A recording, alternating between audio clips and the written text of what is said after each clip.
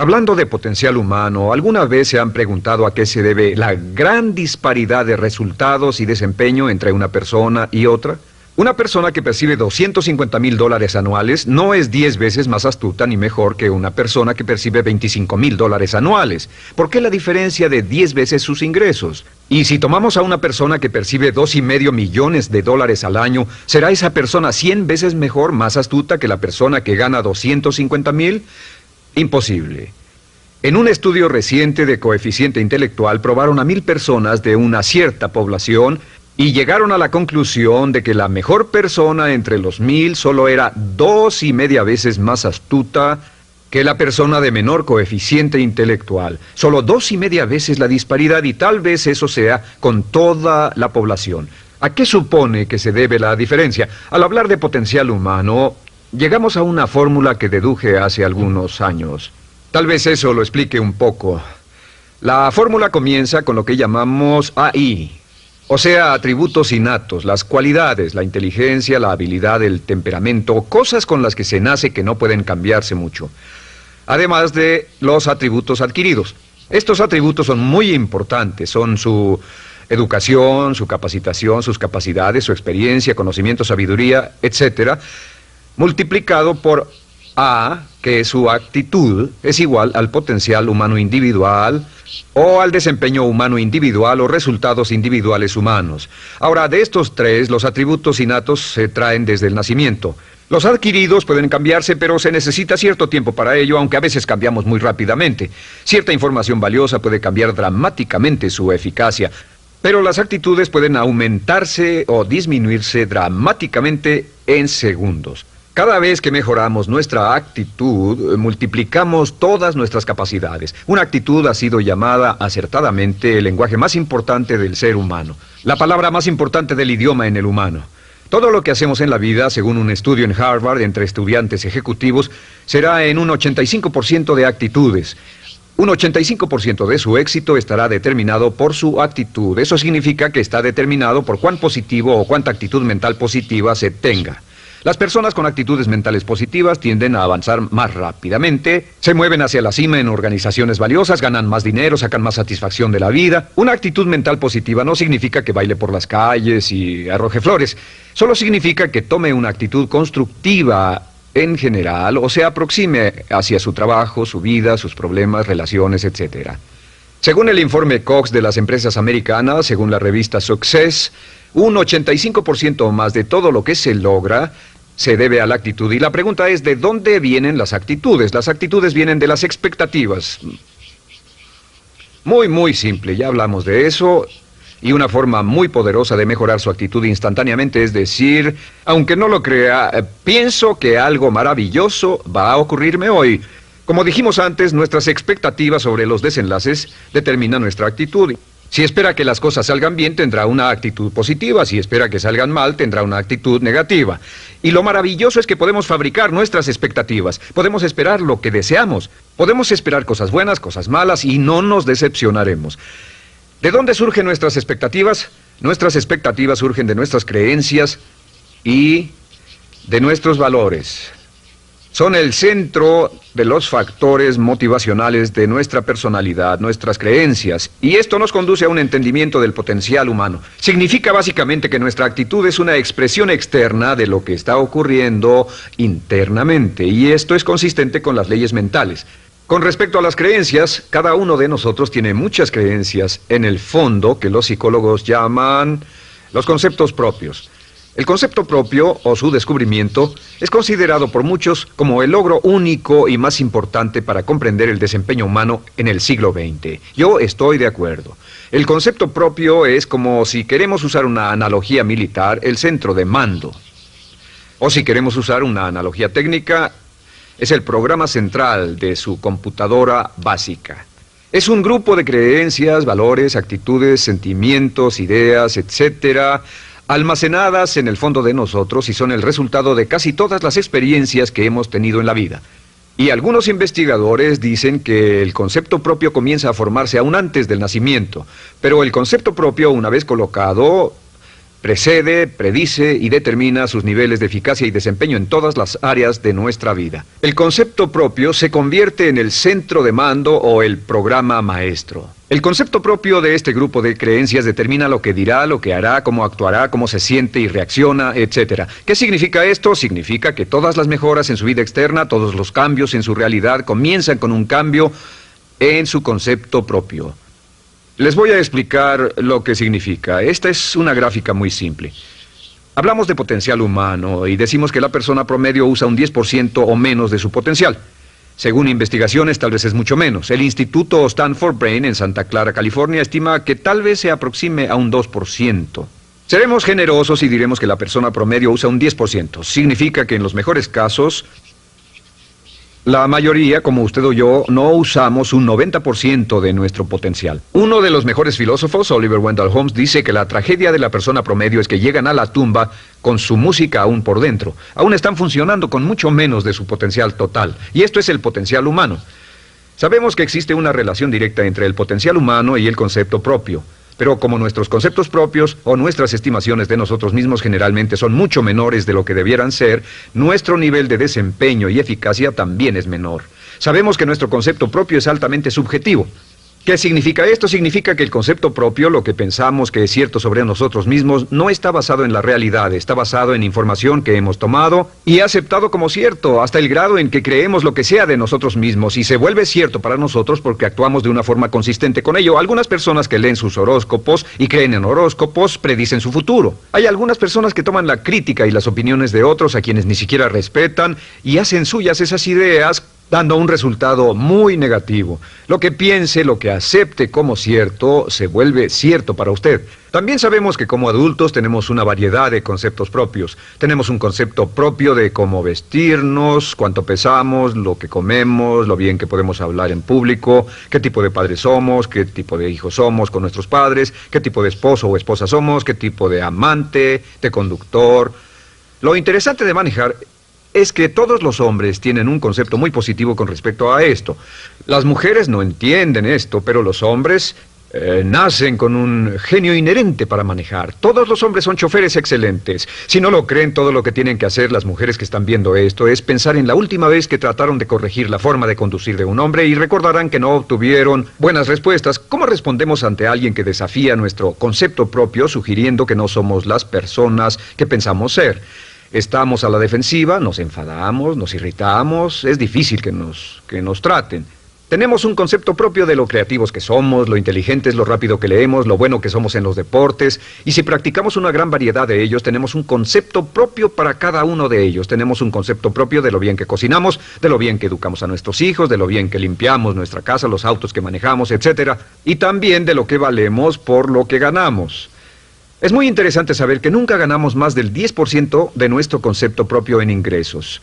Nuestro concepto propio determina nuestro nivel de ingresos. Este nivel de concepto propio se llama zona de confort. Y aunque querramos más dinero, veremos que la tendencia humana natural de todas las actitudes es luchar por lograr entrar a la zona de confort y luego quedarnos ahí. Si ganamos un 10% por encima de nuestro concepto propio de ingresos, tendremos una necesidad imperante de deshacernos de ese dinero. Lo donaremos, lo gastaremos en forma extravagante y hasta lo perderemos si recibimos demasiado. Las personas que ganan la lotería siempre están quebradas a los 2 o 3 años. Queman el dinero porque ese dinero está más allá de su concepto propio. Si gana 10% o menos de su nivel de concepto propio, se descubrirá luchando, trabajará más duro, más tiempo, pensará en forma más creativa, buscará diferentes formas para aumentar sus ingresos o sus segundos ingresos. La única forma de mejorar cualquier parte de su vida, incluyendo sus ingresos, es aumentando el nivel del concepto propio de sus ingresos, comenzando a pensar en usted como si estuviera ganando más dinero. Si quiere bajar de peso, la única forma en que podrá lograrlo es pensando en que está delgado. Piense en usted mismo como una persona más delgada. Si quiere volverse una persona más popular, más amorosa, más feliz o más sana, comience a pensar una y otra vez en esas cosas hasta que se vuelvan parte de su nuevo concepto propio. Hablaremos de eso más adelante. Es una parte esencial de la programación de su mente hacia el éxito.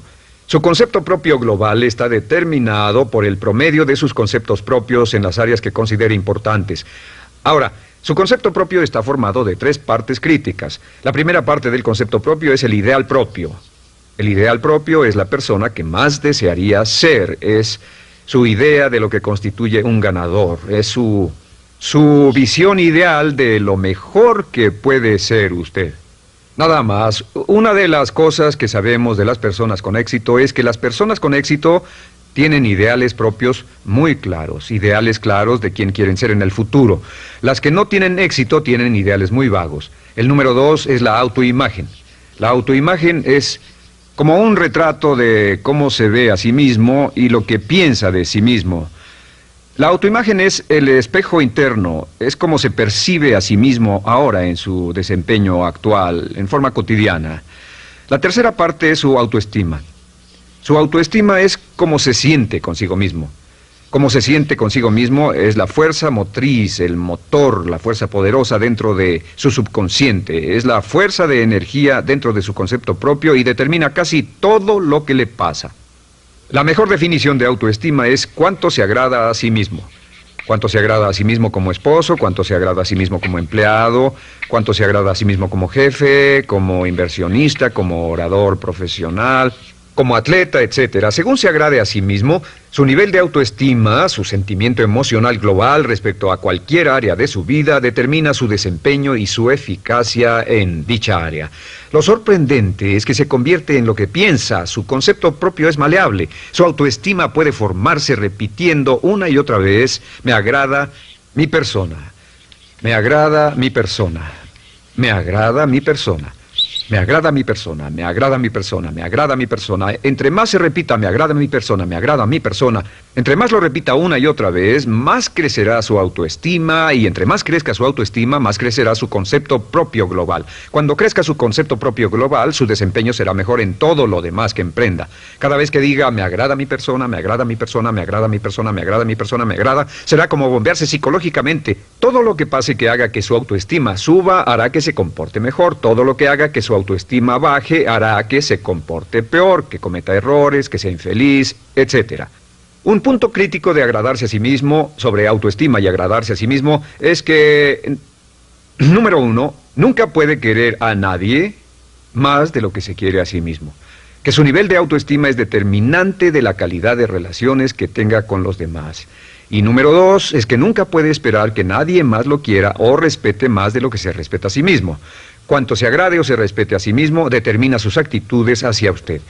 Todas las escuelas de psicología actualmente están de acuerdo en el hecho de que depende de lo que usted realmente se quiera y se respete a sí mismo como un ser humano valioso e importante, tiene efecto sobre todo lo que le pase. Cuánto se agrade a sí mismo y lo que puede hacer es mejorar su autoestima diciendo me agrada mi persona, me agrada mi persona, me agrada mi persona, me agrada mi persona.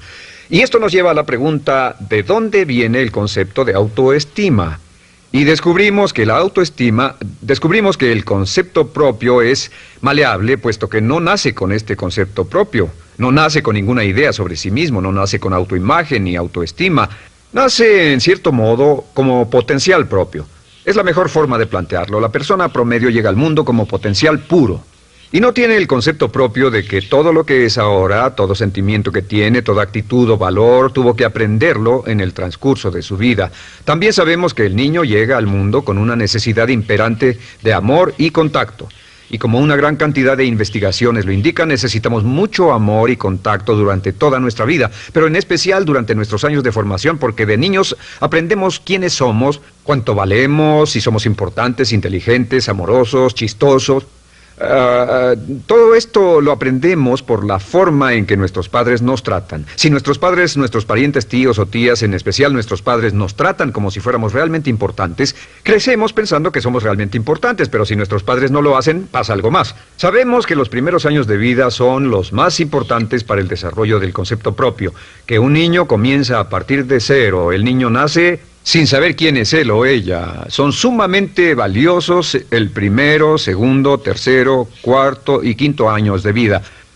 Algunos psicólogos pensaban que eran los 5 primeros años, pero ahora dicen que son los 3 primeros años. En sus 3 primeros años de vida el niño aprende quién es y dicen que si se les da suficiente cantidad y buena calidad de amor en los 3 a 5 primeros años, los prepara usted de por vida. Los coloca en una base sólida de autoestima y confianza en sí mismos, valor e importancia realmente. Existe una relación directa entre la calidad y la cantidad de amor y el desarrollo de una personalidad sana.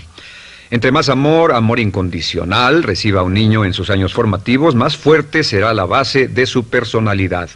El reverso de la educación es que casi todos los problemas de psicosis, neurosis, perturbaciones de la personalidad y problemas de comportamiento surgen de los problemas que se tengan con el concepto propio. Ahora observemos a los adultos. Aquí está nuestra personalidad adulta. Si nos observamos, podemos llegar a reparar nuestras bases, por así decirlo, repitiéndonos una y otra vez: me agrada mi persona, me agrada mi persona, me agrada mi persona, y llevamos ese concreto reparador hacia la base de nuestra personalidad. Los niños necesitan el amor como las rosas necesitan la lluvia. Los niños que carecen de amor a menudo mueren por escasez de amor. Es una enfermedad llamada marisma. Ahora, ¿qué más sabemos sobre los niños? Sabemos que los niños llegan al mundo con dos atributos notables. El primero es que no sienten temor. Los niños nacen sin temores. No temen a nada excepto a caerse y a los ruidos fuertes. Y esto se expresa en sus actitudes: yo puedo. Los niños llegan al mundo pensando que pueden hacer cualquier cosa, y quien haya criado a un niño hasta la edad de 3, 4 o 5 años sabe que debe pasar esos primeros años evitando que se maten, porque son como pilotos japoneses, porque no le tienen miedo a nada. Su segundo atributo es que llegan al mundo totalmente espontáneos. Dicen lo que quieren, hacen lo que quieren, son totalmente desinhibidos. Totalmente. Ellos no temen hacer nada de lo que desean, y esto se expresa en su actitud: no quiero. No tengo que hacerlo. Si ha tratado de controlar a un niño, lo habrá visto. Lo primero que dicen cuando comienza a darle órdenes, lo primero que aprenden es: no tengo que hacerlo.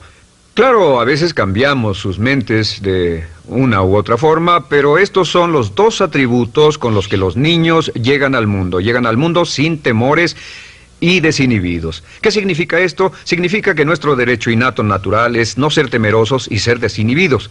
Y solo cuando podemos crear la misma situación en nuestra vida adulta, cuando no tememos y somos desinhibidos, nos sentimos a gusto con nosotros mismos.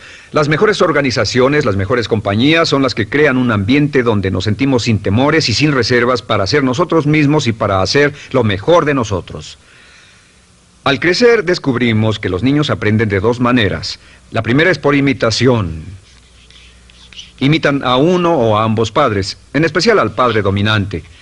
Algunas veces el padre dominante cambiará cuando crezca el niño, y a veces los niños imitan al padre, a veces a la madre, pero aprenden por imitación. Muchas características y hábitos que tenemos como adultos los aprendimos de nuestros padres. ¿Alguna vez ha tenido la oportunidad, ha tenido la ocasión de gritarle o reñirle a uno de sus hijos? Verá que le dice las mismas cosas que le dijo su padre a usted cuando era niño. Así que imitamos. A veces imitamos su caminar, a veces su forma de hablar, a veces imitamos sus valores, sus creencias, etcétera, aunque esos valores y esas creencias no tengan ningún valor. ¿Por qué? Porque nuestros padres eran así cuando nosotros éramos niños. La segunda forma en que aprendemos es pasando de la incomodidad, lo que no se siente bien, hacia la comodidad. Freud llamó a esto el principio del placer. O sea que nos movemos hacia aquello que nos hace sentir cómodos, lo que nos da placer, lo que nos hace sentir bien con nosotros. Nos movemos de la incomodidad hacia la comodidad. Así es como aprendemos a no mojar el pañal, por ejemplo. Sabemos que no es agradable caminar con popó o pipí en nuestros pañales. Vemos lo que hacen nuestros padres, vemos lo que nuestros parientes hacen y decimos: estas personas no hacen lo que yo. Así aprendemos a caminar y lo demás. Así que de la incomodidad hacia la comodidad. Durante toda nuestra vida, por cierto, así es como aprendemos. Imitamos leyendo lo que otras personas hacen, estudiando libros y en el trabajo, imitamos cuando vamos a la escuela, y hacemos lo que nos da resultados positivos, lo que nos da refuerzos positivos, y hacemos cada vez menos las cosas que nos causan incomodidad o dolor. Ahora, muy temprano en la vida, como equivocación o como resultado de una equivocación que los padres cometen en la crianza, los niños comienzan a aprender hábitos y patrones negativos. Los patrones y hábitos negativos tienen sus raíces principalmente en la crítica destructiva. La crítica destructiva comienza muy temprano en la vida, a veces en los primeros meses. Y la crítica destructiva la usan los padres para dirigir y controlar a sus hijos. Desafortunadamente, tiene un efecto muy peligroso y dañino sobre nosotros, ya que la crítica destructiva tiende a minar la integridad de la personalidad del niño. Muchos de nosotros, incluyéndome a mí y a muchos de ustedes, nos hemos visto minados y heridos por la crítica destructiva más que todas las guerras en la historia. Ahora, como resultado de la crítica destructiva, comenzamos a desarrollar hábitos y patrones negativos. Los patrones de hábitos negativos son respuestas condicionadas hacia los estímulos. Los patrones de hábitos negativos se desarrollan en los inicios de la vida. Se desarrollan como resultado de una repetición del temor y el dolor una y otra vez. Se desarrollan como resultado de la crítica destructiva, el castigo físico, etc. En los inicios de la vida comenzamos a desarrollar dos manifestaciones que nos persiguen durante toda nuestra vida y más que ninguna otra cosa inhiben nuestro potencial. La primera es la llamada patrón de hábito negativo inhibido. El patrón de hábito negativo inhibido se aprende cuando al niño le dicen una y otra vez no. Aléjate de ahí, no toques eso, y se le castiga. Cuando el niño intenta algo nuevo, o se involucra con algo, o huele algo, o derrama algo, o rompe algo accidentalmente, el padre estalla y se enfada mucho. Como ven, el niño está impulsado por la curiosidad insaciable de explorar su mundo. Y lo que pasa es que cuando lo explora o se interesa y echa a perder algo, si el padre reacciona golpeando al niño, el niño comienza a pensar cada vez que intento algo nuevo, cada vez que intento algo diferente, cada vez que voy más allá de mis límites, cada vez que me salgo de mi zona de comodidad, cada vez que no juego sanamente, me golpean, me castigan, me lastiman, me envían a mi alcoba y me siento mal. Y muy pronto el niño desarrolla el sentimiento de no puedo, no puedo. No puedo. Cada vez que trato algo diferente, me castigan. No puedo, no puedo, no puedo. Es como la respuesta de Pavlov. Pavlov sonaba la campana y le daba de comer a un perro, y el perro salivaba, y Pavlov alimentaba al perro. Mientras sonaba la campana, el perro salivaba y siguió haciendo eso, y después Pavlov solo sonaba la campana y el perro salivaba. Lo que pasa en la vida adulta es que esto crea lo que llamamos temor al fracaso. El temor al fracaso es una respuesta condicionada a un proceso de crítica destructiva que ocurre en los primeros 5 o 6 años de la vida. El temor al fracaso automáticamente nos activa, nos sentimos ansiosos, tensos, intranquilos, sentimos presiones y estrés en nuestro plexo solar, sentimos ganas de retirarnos del evento y el temor al fracaso es la razón principal por los fracasos en la vida adulta. Es la razón principal por la que evitamos cumplir plenamente nuestro potencial. De hecho, todos los patrones de hábitos negativos se experimentan en el cuerpo físico. Puedes saber cuál es un patrón de hábito negativo porque se siente en el cuerpo físico, precisamente. El patrón de hábito negativo inhibido, el temor al fracaso, el no puedo, ocurre primero que todo en el plexo solar. ¿Ha tenido la ocasión donde debe hablar frente a un grupo, debe ir a una revisión de su desempeño o debe hacer una llamada determinante? Primero su plexo solar se aprieta. Si el temor continúa, su respiración se acelera. Su corazón comienza a latir apresuradamente, su frecuencia respiratoria aumenta y le duele la cabeza como migraña en la parte frontal, su garganta se le cierra y no puede hablar y se le seca la boca por completo. Y como se pone tan tenso y asustado, va corriendo al baño. Estas son todas las manifestaciones. No hay peligro físico, pero sí peligro psicológico, una respuesta condicionada. Cuando sentimos estas cosas, la tendencia es retirarse de la situación que las ocasiona y es la razón por la que no logramos mucho si retrocedemos. Es muy importante. El segundo patrón de hábitos negativos es el compulsivo. El patrón de hábito negativo compulsivo se aprende cuando a los niños se les dice una y otra vez, más vale que lo hagas. Si no lo haces, tendrás problemas o me las pagarás. A los niños se les convierte en recipientes del amor condicionado. Los padres no intentan hacer esto, pero lo que hacen es sugerirle al niño, no te amo. Por lo tanto, no estás a salvo, a menos y hasta que hagas lo que yo quiero. El niño crece sintiendo, tengo que hacer lo que quiera mi mamá. Debo complacerla, debo complacer a papá, debo complacer a los demás, debo complacer a mis parientes y a veces debo complacer a mis semejantes, debo complacer a mis maestros, debo complacer a todo el mundo y crecen con esto, debo. No puedo hacer lo que quiero hacer, debo hacer lo que complace a las demás personas. Este patrón de hábito negativo muy temprano en la vida se traduce en el temor al rechazo. El temor al rechazo lo experimentan los hombres como adultos como un comportamiento tipo A. Hablaremos del comportamiento tipo A posteriormente. El comportamiento tipo A es una necesidad compulsiva o excesivamente compulsiva de complacer de algún modo a alguien sin normas de comportamiento, prácticamente sin pensarlo. El temor al rechazo nos impulsa, nos hace muy sensibles a las necesidades de los demás. Hacemos cosas que otras personas quieren, no hacemos lo que nosotros queremos. Siempre estamos tratando de complacer a los demás. Tenemos preocupaciones o nos importan las opiniones, sentimientos y actitudes de otros hasta el punto donde ocultamos nuestras necesidades. El temor al rechazo se siente en la columna del cuerpo. Se divide el cuerpo a la mitad y se siente hacia abajo en la mitad posterior del cuerpo. El primer lugar donde comienza a sentirse el temor al rechazo es generalmente en los hombros y el cuello. Nos sentimos entumidos, duros, tensos. Cuando tenemos mucho que hacer sentiremos un estrés tremendo en la columna. Los músculos se estiran en la parte posterior. A veces se manifestará como flebitis y venas varicosas y a menudo nos darán dolores de cabeza en la parte posterior de esta porque las arterias carótidas que llevan la sangre hasta la cabeza, los músculos a su alrededor se contraen y la cantidad de sangre que fluye hacia la cabeza fluye más lentamente y se siente un terrible dolor de cabeza en la parte posterior. Estos dos temores, los patrones de hábitos negativos compulsivos, el compulsivo y el inhibitorio, son resultado de la crítica destructiva, el gran destructor de la personalidad que nos persigue durante toda la vida.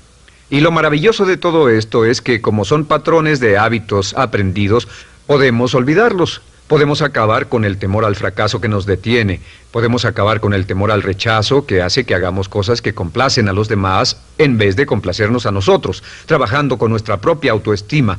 Porque existe una relación inversa entre la autoestima y el patrón de hábitos negativos. Porque entre más se agrade a sí mismo, menos teme al fracaso.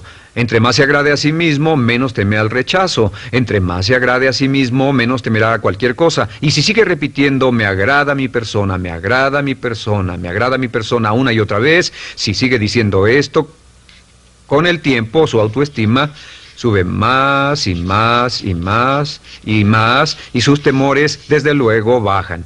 Cuando su autoestima sube, sus temores van en dirección opuesta. Ahora, ¿cómo enfrentar la crítica destructiva si debe criticar a otras personas? Pues eso es muy simple. Muchos padres nos han preguntado eso. ¿Cómo se controla a los niños? Una de las claves para controlar a los niños es dirigirlos para que hagan algo constructivo en lugar de hacer algo destructivo. Otra cosa que debe recordarse es que lo que quiere hacer es que quiere dar una crítica informativa, crítica constructiva, lo que significa que se les dice a los niños lo que pueden hacer o a los adultos lo que pueden hacer mejor. Todo el propósito de dar retroalimentación de cualquier tipo es mejorar el desempeño. Si es padre o si es jefe o si es una persona en una relación, si una persona está haciendo algo malo o inadecuado, todo el propósito de darles cualquier tipo de retroalimentación es para que puedan hacerlo mejor. Sin embargo, existe una relación directa entre la autoestima y la crítica destructiva. Cada vez que se critica a una persona, su autoestima baja. Y cada vez que su autoestima baja, su habilidad para desempeñarse baja. Si critica a una persona en forma destructiva demasiado tiempo, llegará a un punto donde no intentarán nada. Se convierte en lo que llamamos hipersensible.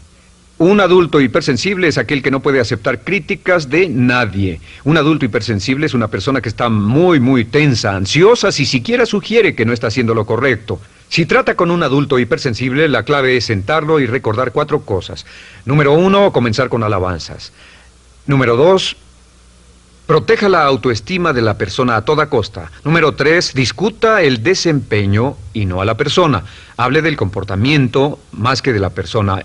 Y número 4 es enfocarse hacia el futuro en vez de en el pasado. Enfóquese hacia lo que va a hacerse en forma diferente en el futuro en vez de lo que pasó en el pasado. ¿Por qué? Una razón muy simple, porque una persona no puede controlar el pasado. Al no poder controlar el pasado, cualquier crítica de lo que han hecho en el pasado les da un estrés tremendo y frustración. Así que en resumen, la clave del éxito en la vida es una actitud mental positiva. Una actitud mental positiva se basa en expectativas de éxito, de una serie de expectativas positivas.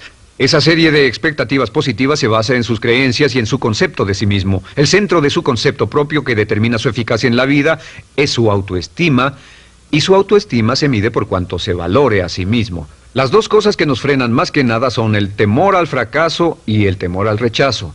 Y uno de nuestros secretos centrales de éxito es este: Conviértase en un organismo generador de autoestima perpetua. Haga continuamente cosas para usted mismo, hacia sí mismo en su vida, que hagan que se agrade a sí mismo, que se ame, que se acepte, que se respete, que hagan que se sienta fantástico con usted mismo.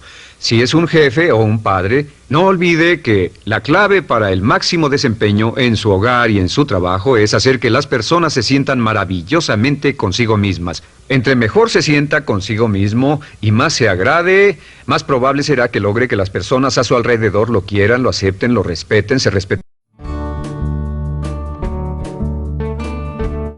Con el fin de desencadenar todo su potencial, es esencial que entienda la relación entre la mente consciente y la mente subconsciente. Se han escrito miles de libros sobre el tema, existen complejidades tremendas, existen referencias al consciente y subconsciente, en especial al subconsciente, a través de toda la historia humana. Al subconsciente a menudo se le llama la central de fuerza de su ser, y vamos a hablar de cómo afecta a usted más a su subconsciente al estudiar este programa.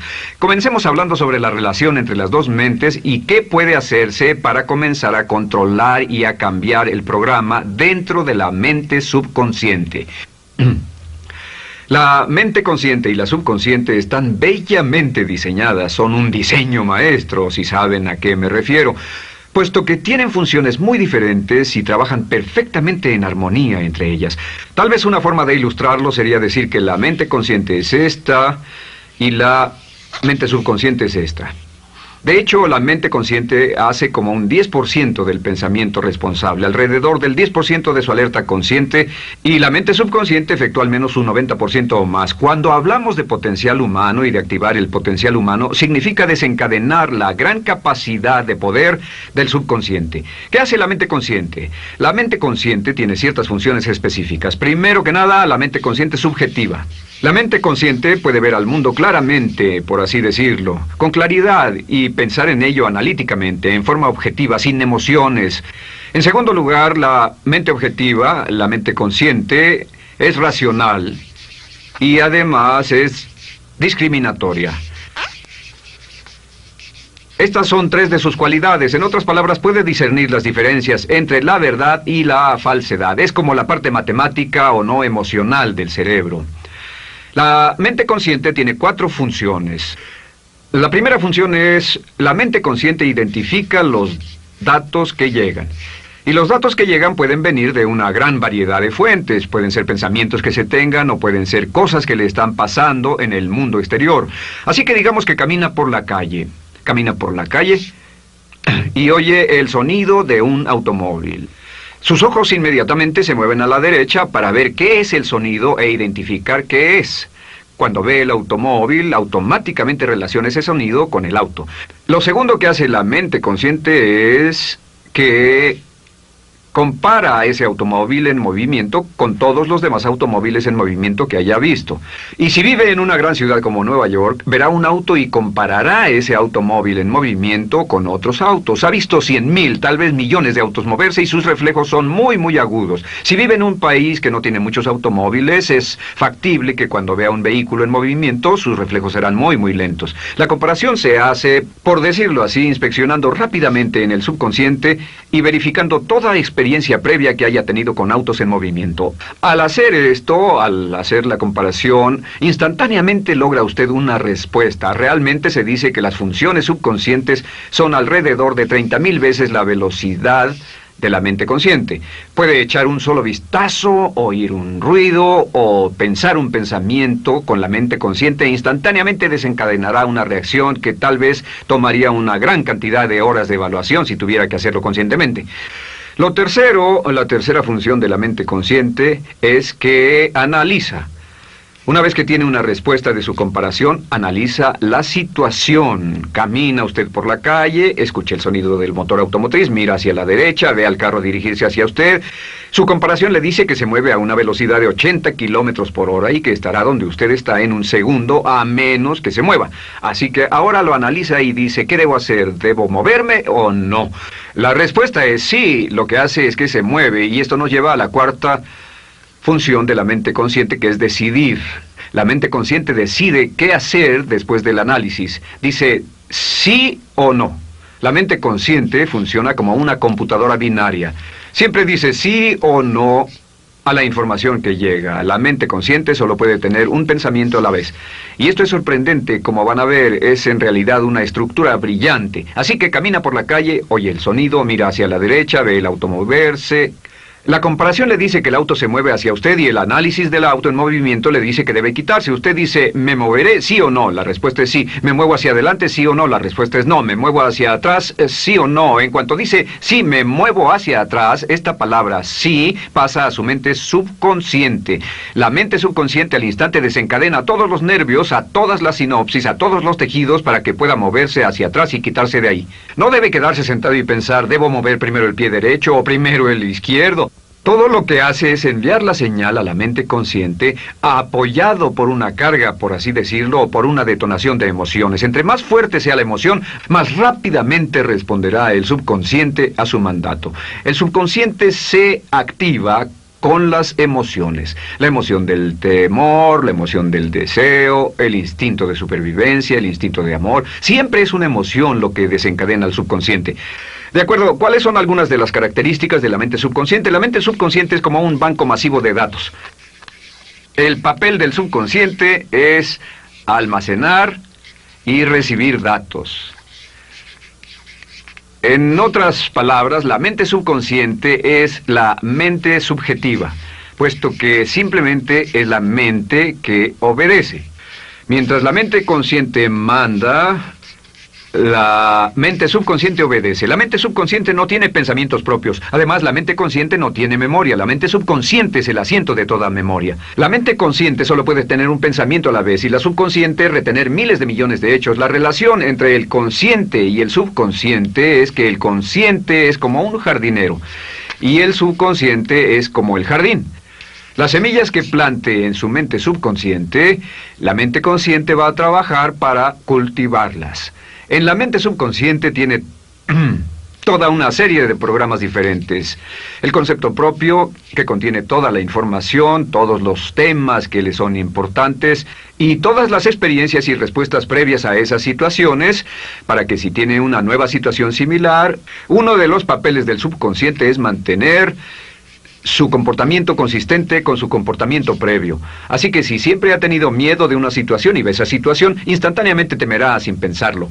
En una situación en la que no sabe nada sobre la tendencia natural, usted no temerá ni dejará de temer porque no sabe suficiente hasta que haya formado un banco de experiencias. Esto nos lleva a las 3 leyes críticas. 3 de las más importantes leyes mentales de las que hemos hablado. Recuerden que hablamos de cómo toda su vida está determinada por leyes mentales. La primera de estas 3 leyes mentales es la ley de la actividad subconsciente. La ley de la actividad subconsciente dice que lo que llegue a plantar en su mente subconsciente inmediatamente se pone a trabajar para ponerlo dentro de la realidad. Y su mente subconsciente hace que todas sus palabras y acciones, encajen en un patrón consistente con su concepto propio.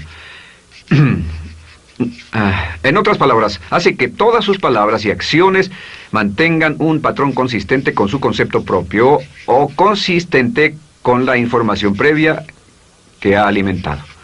Así mantiene sus palabras y acciones consistentes con sus metas y, por así decirlo, se convierten en parte de su concepto propio. Significa que su lenguaje corporal, sus actitudes, su nivel de energía, su nivel de autoconfianza, la forma en que se desenvuelve con otras personas, sus habilidades sociales, todo consistente con su concepto propio. El subconsciente, simplemente sin pensar en ello, hace que todo esté consistente con eso, y cuando se siente bien, su concepto propio es positivo, tiene un resorte en sus pasos, su lenguaje corporal tiene confianza, valor, es extrovertido, etc. Y cuando se siente negativo, su concepto propio es negativo y actúa negativamente. Esto nos lleva a la segunda ley. Esta ley es la de la concentración.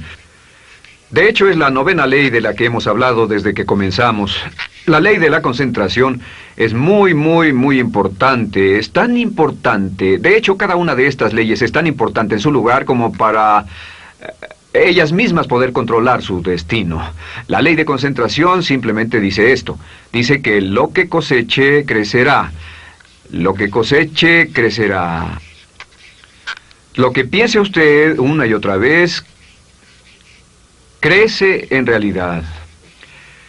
Es muy simple. Antes enseñaba un curso sobre pensamiento creativo y la forma en que se explica es, imagine que esta es la capacidad total que se tiene y cuando envía un pensamiento hacia acá ocupa un cierto espacio y todo el resto de capacidad mental este es su pensamiento, se usa para pensar en todas las demás cosas que hay en la mente. Pero entre más piense desde el consciente hacia el subconsciente, más su capacidad mental estará comprometida a pensar sobre esta idea. Hasta que llegue a un punto en el que esta idea llegue a ser tan consistente que ya no piense en otra cosa. Y al no pensar en nada más, comenzará a establecer este campo vibratorio. La mente subconsciente es el centro de la ley de atracción y la ley de vibración y la ley de radiación. Comienza a establecer este campo de vibración que envía energía-pensamiento consistente con lo que está pensando y lleva a su vida a personas y circunstancias en armonía con dichos pensamientos. Solo debe mirar a su alrededor y debe decir, ¿en qué estoy pensando todo el tiempo? ¿En qué estoy recapacitando todo el tiempo? Y la regla básica con respecto a la ley de concentración es concentrarse en algo, pensar lo que quiere que pase y no sobre lo que teme. Y esto nos lleva a la tercera ley de esta serie, y esa es la ley de sustitución. Ahora, la ley de sustitución, como me han dicho muchos de mis graduados, ha sido la ley más importante que han aprendido. Es una ley muy simple. Se basa en un hecho que la mente consciente solo puede tener un pensamiento a la vez, ya sea positivo o negativo. Si quiere deshacerse de un pensamiento negativo, la mente no es como una aspiradora, no se queda vacía. Si quiere deshacerse de un pensamiento negativo, debe derribarlo con un pensamiento positivo. Puede reemplazar un pensamiento con otro. Reemplazar un pensamiento con otro. Y si hace eso en forma consistente, si reemplaza cualquier pensamiento negativo, cualquier pensamiento de temor, de ansiedad, cualquier pensamiento autolimitante y expectativas negativas, cualquier cosa que lo retenga, temor al fracaso, carencias, pobreza, rechazo, pérdida de cualquier cosa, si lo reemplaza con un pensamiento de deseo, esta es la clave, temor contra deseo. Si mantiene su mente en lo que desea y la aleja de lo que no desea y hace énfasis en lo que desea, sus temores disminuyen y se hacen más pequeños al pensar en lo que desea. Eventualmente, debido a la ley de sustitución, tendrá menos y menos tiempo y menos emoción de pensar en lo que no quiere.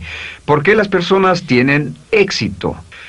Simplemente por esto. En la Biblia se dice, a aquel que tiene se le dará más, y a aquel que no tiene, aquello que no tiene se le quitará.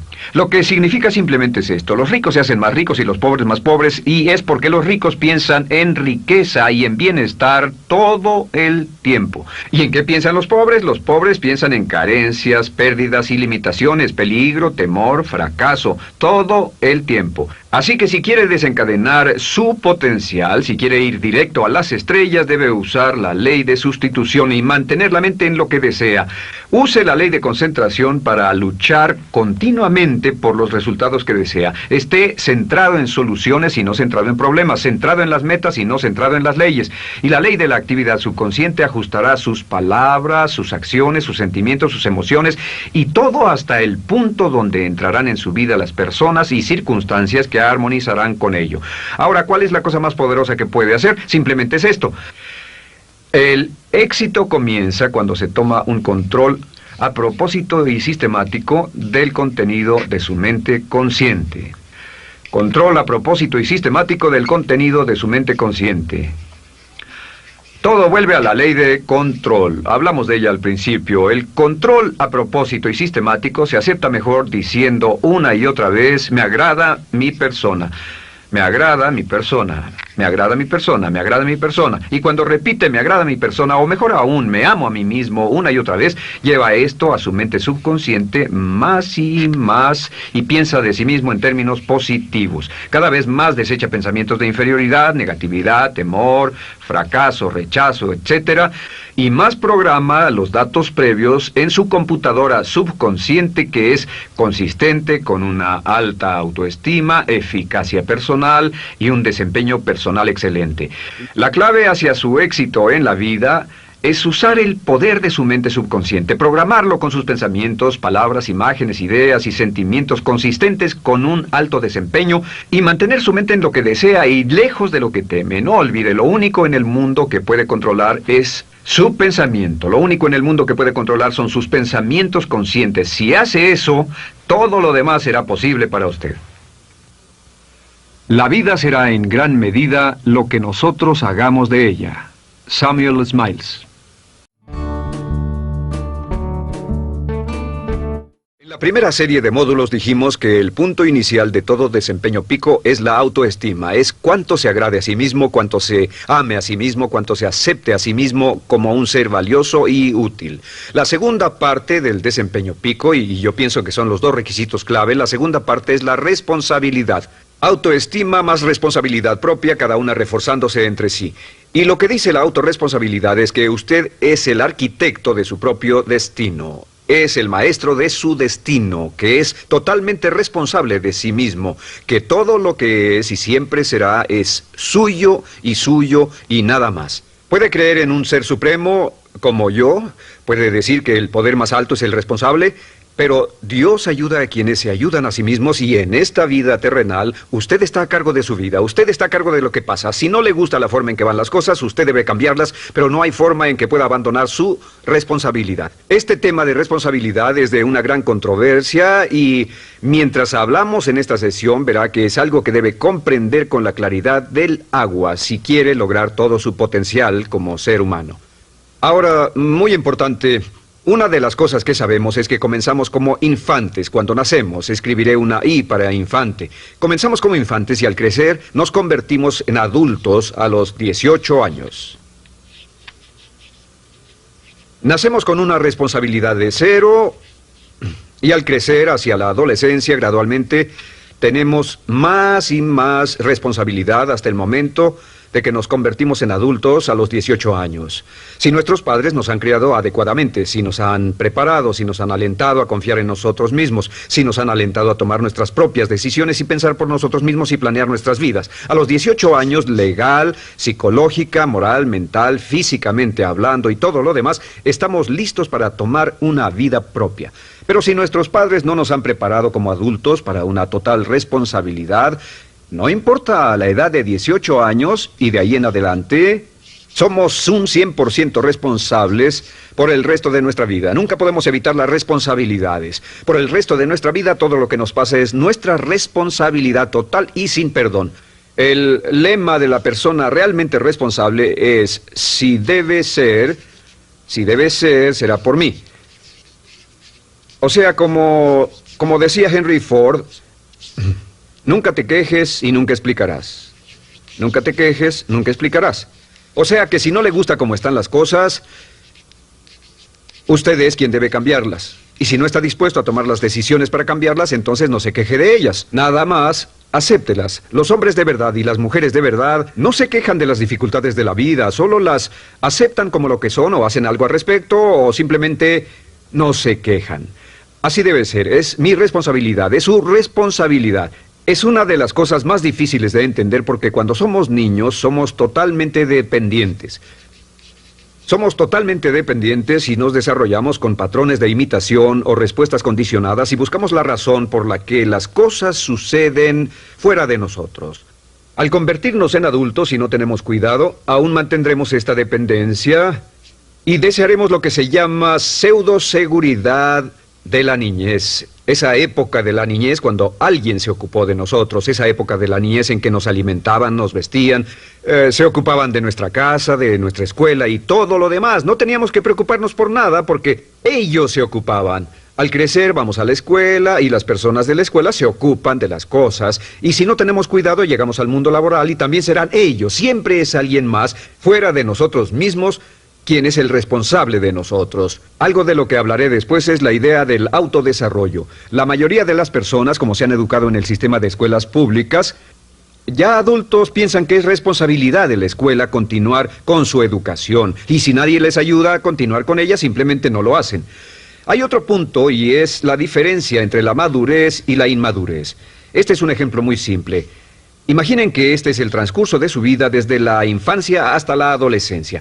Todo el mundo llega a esta etapa tarde o temprano, y cuando llegan a este acantilado, a este gran cañón, este es el lado de la inmadurez, es el lado de la niñez. Es el lado en el que dependemos de otros y buscamos en los demás nuestras respuestas y nuestras soluciones. Buscamos fuera de nosotros mismos. En este punto llegamos a la orilla del cañón. En la orilla de este cañón buscamos en la tierra de la madurez, la tierra de la adolescencia, y cada uno de nosotros debe tomar una decisión para brincar, dar un gran salto de ser un niño a ser un adulto. A veces esto es obligado y a veces pasa de una forma evolutiva, pero tarde o temprano debemos tomar la decisión para aceptar el hecho de que estamos a cargo de nuestra vida, somos los arquitectos de nuestro destino, y después seguir adelante. ¿Qué hacen muchas personas? Desafortunadamente lo que hace la mayoría es que se estancan en este punto. Se funden en un matrimonio donde alguien más se encarga de ellos, aceptan trabajos donde esperan que sus jefes se ocupen de ellos, etc. O simplemente evitan la responsabilidad buscando la causa de todo lo que pasa en su vida, en otras personas y en otras circunstancias. Es su estructura, su salud, la forma en que los trataron sus padres, etc. Ellos no son responsables. Por otra parte, a veces deciden tomar cierta responsabilidad, pero no demasiada, que equivale a tratar de brincar por el cañón en 2 brincos. ¿Y dónde acaba la gran mayoría de las personas? Desafortunadamente es en el valle de las excusas. La gran mayoría de las personas pasa su vida en el valle de las excusas, poniendo pretextos en vez de lograr progresos. Dicen que existe la enfermedad de las excusas, o sea, el hábito de poner excusa tras excusa por cada una de nuestras fallas e ineptitudes. Es fatal para el éxito. El hábito de dar excusas es fatal para el éxito. Y la pregunta que debe formularse cuando hablamos de responsabilidad es: ¿qué excusas uso para no moverme hacia adelante? Hay una historia muy famosa acerca de Tolstoy. Tolstoy y sus hermanos jugaban un juego muy curioso. Se trataba de que en el jardín estaba una caja, y en esa caja estaba la respuesta a todos los enigmas de la vida, y podría encontrar la caja debajo de cierto arbusto mientras no pensara en un gran conejo blanco. Mientras no pensara en ese gran conejo blanco, ni siquiera lo tuviera en la imaginación, podría encontrar la respuesta a todos los misterios de la vida. Por supuesto, nadie nunca encontró la caja, ni nadie nunca encontró la respuesta al misterio de la vida, porque no podían dejar de pensar en el conejo blanco. La pregunta que debe hacerse es: ¿cuál es su gran conejo blanco? ¿En qué es en lo que piensa? ¿Cuál es la excusa que llega a su mente cuando piensa en algo que podría hacer o conseguir? Un trabajo nuevo, un nuevo desafío, una oportunidad, cambiar algo en la vida con lo que no está feliz. ¿Cuál es su conejo blanco? ¿Cuál es la excusa que surge en su mente? Dirá: pues no puedo hacer eso porque, o sí lo sé, pero, quisiera, pero. Siempre hay una razón. Soy muy joven, soy muy viejo, soy muy alto, soy muy bajo, no tengo suficiente educación, tengo demasiada educación, no es el tiempo adecuado, es el lugar inadecuado, etc. ¿Cuál es su conejo blanco? ¿Qué es lo que está en el fondo de su mente que ocasiona que ponga pretextos? ¿Qué hace que se quede atrás y no tome responsabilidades? ¿Qué lo mantiene en la tierra de la infancia, la inmadurez y la irresponsabilidad? Es una pregunta muy, muy importante que debe hacer. Ahora, al hablar de responsabilidades, hablamos de algo más. Es tan simple como esto: es que la aceptación de la responsabilidad no es opcional. Muchos de nosotros quisiéramos pensar: bueno, tomaré un poco de responsabilidad aquí o también otro poco allá. No, la aceptación de la responsabilidad no es opcional. Cuando cumple 18 años de edad, se vuelve 100% responsable. No tiene opción en la cuestión. Realmente hay algunas cosas en la vida sobre las que se tiene opción, pero en esto no tiene ninguna. Es obligatorio. Es obligatorio si quiere cumplir su potencial. Si quiere convertirse en todo en lo que puede convertirse, debe aceptar la responsabilidad total de las circunstancias, de los cambios, de tomar las decisiones difíciles que sean necesarias. Si tomamos la palabra responsabilidad, sabemos que podemos dividirla en 2 palabras: respons y habilidad. Y una de las cosas que he aprendido al estudiar historia es que toda la vida es una serie de retos, dificultades, problemas, obstáculos, desafíos que enfrentar.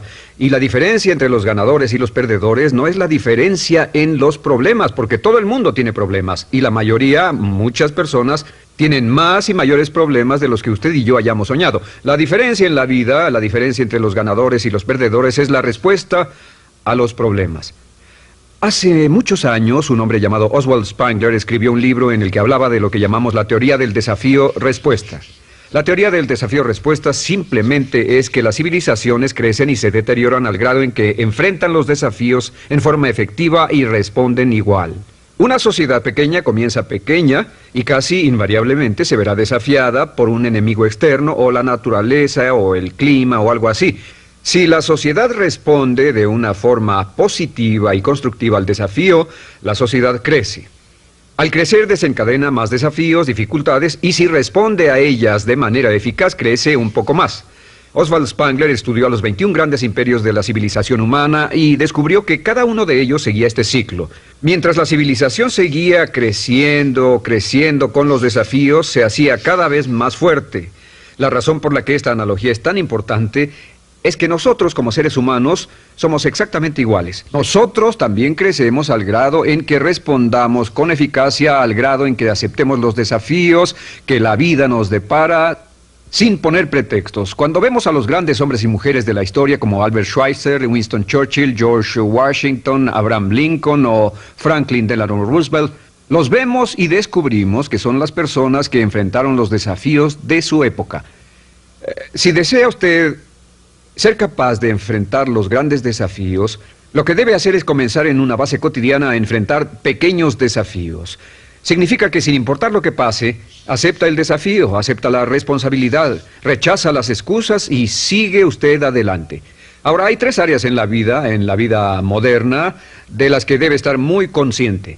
La primera es el área política.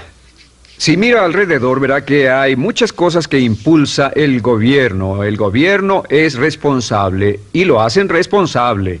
Lo que las personas quieren es que el gobierno sea sus padres. Quieren que el gobierno los proteja, que se ocupe de ellos. Entre más vote por los políticos para que hagan las cosas, más control les otorga usted. Entienda, nunca puede evitar su responsabilidad, solo puede evitar el control. ¿Cómo otorga el control? Les da el control cuando vota por ellos para que gasten el dinero, regulen más su empresa, les dé más de sus ingresos, etc. La segunda área, déjenme terminar esto, el deseo del estatismo, el colectivismo, el socialismo. El gobierno grande está de algún modo haciendo que el gobierno sea responsable de los desafíos de nuestras vidas. Ahora, la segunda área donde esto prevalece es en el sistema de justicia.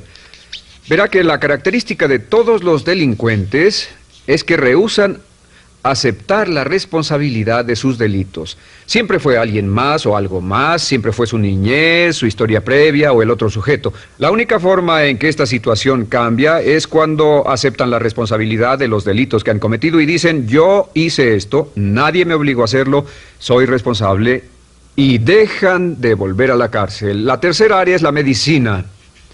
Hoy sabemos que casi todos nuestros problemas en medicina son de origen psicológico o nos echamos la culpa de las cosas. El americano o el canadiense promedio pesa de 10 a 20 libras de más. En medicina esperamos que el doctor sea el responsable. Solo imaginen lo que tomaríamos, qué cuidado tendríamos con nosotros mismos si estuviéramos en una isla desierta de por vida, sin doctores, ni enfermeras, ni hospitales, ni medicina. Nadie en quien apoyarnos. Es un punto muy, muy importante. En nuestra sociedad vamos a notar esta demanda, esta petición. No soy responsable, que alguien más sea responsable. Pero esta es la clave. Recuerden, siempre son libres de escoger. Son libres de escoger sus respuestas. Son libres para escoger la cualidad de su vida emocional. Saben que van a decidir cómo van a sentirse dependiendo de cómo respondan. Deciden cuándo enfadarse, cuándo estar felices, infelices, deciden cuál va a ser su actitud cuando se levanten en la mañana, deciden la calidad de su vida física. Son los únicos que deciden lo que van a comer, lo que beben, lo que no comen ni beben. Ustedes determinan la calidad de su vida financiera. Ustedes son quienes determinan la calidad y cantidad de trabajo con el que contribuyen y en cada caso son libres de escoger lo que deseen. Si quieren que las cosas sean diferentes, el punto de partida es aceptar responsabilidad total y sin calificación por su vida. Descubrí el concepto global de la responsabilidad cuando tenía 21 años. Vivía en un departamento, trabajaba en algo relacionado con la construcción a 35 grados bajo cero, no tenía auto, no tenía dinero en el banco, mis ropas eran viejas, solo terminé la preparatoria y me vi a mí mismo ese frío invierno en ese pequeño departamento sin ningún futuro y sin mucho pasado Y me dije, si quiero que esto cambie, solo está en mí mismo. Entonces fue cuando me asusté. De pronto se me quitó una venda de los ojos y vi que si quería que mi vida fuera diferente, era mi responsabilidad hacerla diferente. Si he podido afectarlo, aunque sea un poco con lo que dije en este pequeño segmento, es esto. Que el punto inicial para volar hacia las estrellas, el punto inicial para cambiar totalmente en su vida, el punto inicial para tener grandes logros y grandes obras, es aceptar por completo una responsabilidad incondicional. Si debe de ser, debo hacerlo yo. Si debe de ser, debe hacerlo usted. La vida será en gran medida lo que nosotros hagamos de ella. Samuel Smiles.